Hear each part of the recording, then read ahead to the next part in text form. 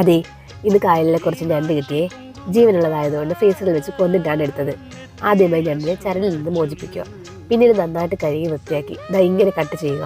നല്ല കല്ലയുള്ള ഞണ്ടായിരുന്നു. കല്ല എന്നാൽ ഈ ഓറഞ്ച് കളർ ഇരിക്കുന്നതാണേ. ഇതിന് നല്ല ടേസ്റ്റാണേ. ഇവിടെ ഇതിന് കല്ല എന്നാണ് പറയുന്നത്. നമുക്ക് കറി ഉണ്ടാക്കാമേ. ചട്ടിയിലെ എണ്ണ ചൂടാകുമ്പോൾ കടുക് പൊട്ടിച്ച് കറിവേപ്പിലയും ഇഞ്ചി വെളുത്തുള്ളിയും മൂപ്പിക്കുക.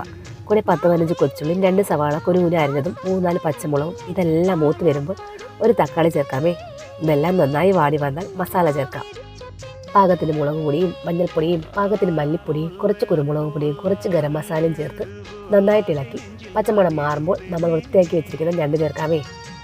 എന്നിട്ട് ഈ മസാലയും ഞണ്ടും നന്നായിട്ട് ഇളക്കിയെടുക്കുക. പിന്നീട് ഇതിലേക്ക് തേങ്ങാപ്പാൽ ചേർത്ത് കൊടുക്കുക. പാകത്തിന് ഉപ്പും ചേർത്ത് അടച്ചു വെച്ച് വേവിക്കുക. അങ്ങനെ നമ്മുടെ ഞണ്ട് കറി റെഡി. വീഡിയോ ഇഷ്ടമായി ലൈക്ക് സബ്സ്ക്രൈബും ചെയ്യണേ.